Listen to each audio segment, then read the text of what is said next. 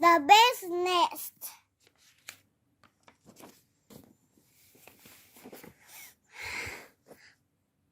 Mr. Bird was happy. He was so happy he had to sing. This was Mr. Bird's song. I love my house. I love my nest. In all the world, my nest is best.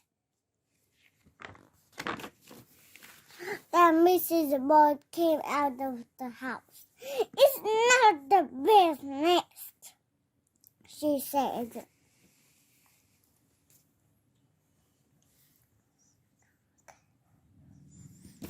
I'm tired of this old place, said Mrs. Bird. I hate it.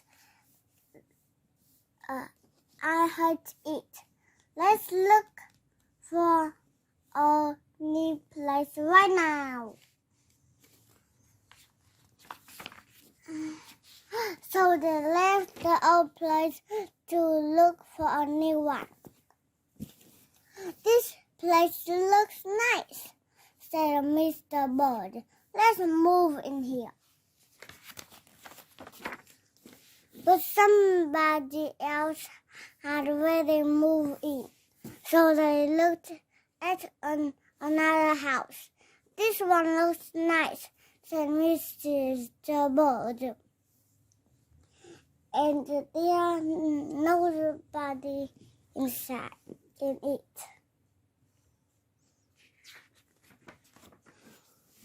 You're wrong, said Mrs. Bird. This house belongs to a foot. So they went on looking. I like this one, said Mr. Bird. It has a pretty red flag on the roof.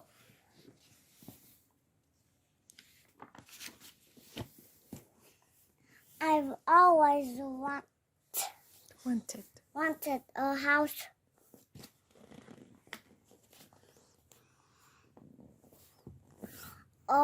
with a flag, said Mrs. Bird.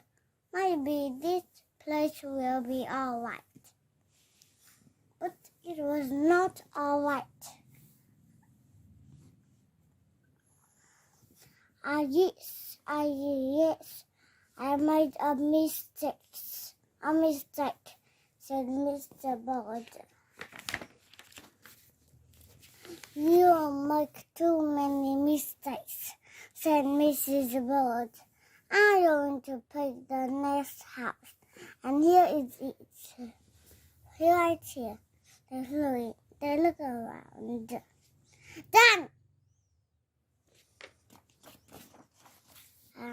Isn't it too big? asked Mr. Bird. I like this big place, said Mrs. Bird. This is the place to build our new nest.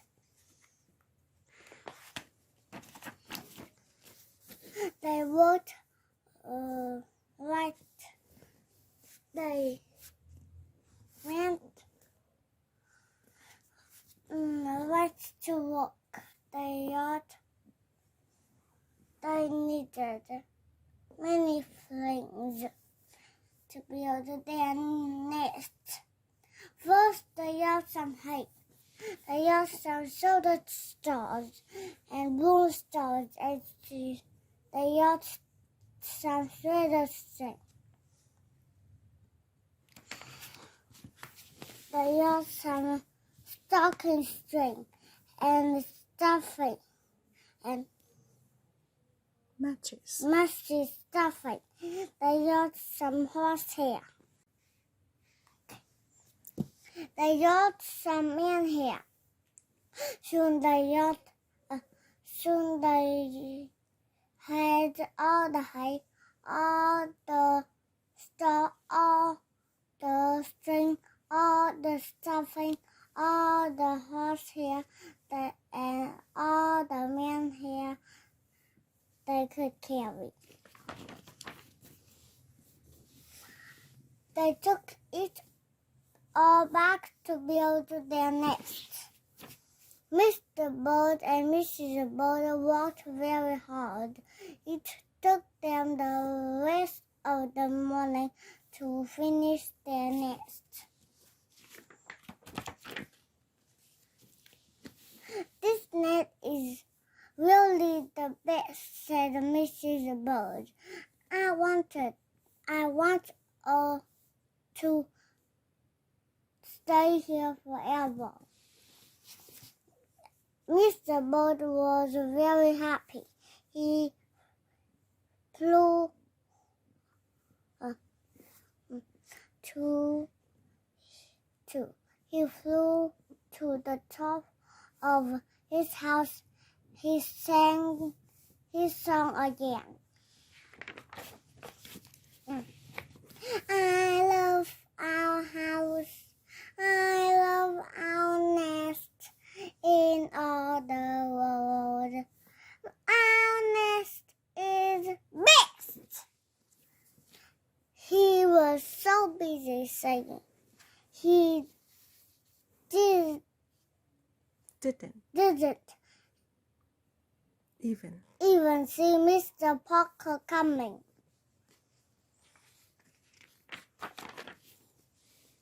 Every day at 12 o'clock, Mr. Bird came Mr. Parker came to the church. Mr. Parker came to pull a rope. The rope went up to Mr. Bird's new nest. The rope rang the big bell right under Mrs. Bird's nest. Boing, boing, boing. Mrs. Bird yelled out of there as fast as she could fly. Then Mr. Bird came in. All he could see was a mess of hay and string and stuffing and horsehair and man hair and straws. Where was Mrs. Bird? I will look for her until I find her, said Mr. Bird. He looked high, he looked low, he looked everywhere for Mrs. Bird. He looked down into a chimney, but Mrs. Bird wasn't there. He looked down into a water barrel, but Mrs. Bird isn't there. Not isn't. But Wasn't there. Then he saw a big fat cat. There was a big fat smile on the fat cat's face. There was some pretty brown feathers near the fat cat's mouth. Mr. Bird began to cry. Oh dear, he cried. This big fat cat has eaten Mrs. Bird. Mr. Bird flew off. I'll never see Mr. Bird again, he cried. It was getting dark. It began to rain. It rained harder and harder and harder. Mr. Bird could not see where he was yelling.